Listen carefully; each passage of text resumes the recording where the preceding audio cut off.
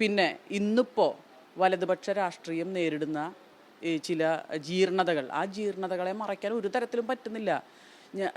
എനിക്ക് പറയാനുള്ളത്, ഏത് രാഷ്ട്രീയ പ്രസ്ഥാനത്തിലാണെങ്കിലും സ്ത്രീകൾക്കെതിരെ മോശമായി പെരുമാറുന്ന വ്യക്തികളെ അകറ്റി നിർത്താൻ രാഷ്ട്രീയ പാർട്ടികൾ തയ്യാറാവണം.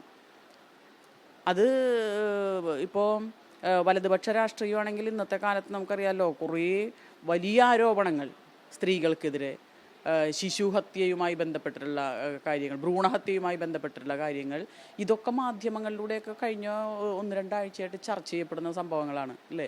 അപ്പോൾ ഒരു ക്രൈം ചെയ്ത ഒരു വ്യക്തി, ആ വ്യക്തിക്കെതിരെ നിരന്തരമായി ചർച്ചയും കാര്യങ്ങളും ഒക്കെ നടക്കുമ്പോൾ അതിനെ രക്ഷിക്കാൻ ശ്രമിക്കുന്നതിൻ്റെ ഭാഗമായി മറ്റ് സ്ത്രീകളെ ഈ അപവാദ പ്രചരണവും തെറ്റായ വാർത്തകളും, അതിൻ്റെ അകത്തൊരു മാന്യനായൊരു വ്യക്തി എൻ്റെ വീടിൻ്റെ മുന്നിൽ ഈ ഫുട്ബോൾ കമൻട്രി പോലെ അല്ലേ, സ്പോർട്സിലൊക്കെ കമൻട്രി പറയുന്നത് പോലെ, ഇതാ ഇപ്പോൾ ഇന്നതാണ് നടക്കുന്നത്, ചവിട്ടിപ്പൊളിക്കുകയാണ്.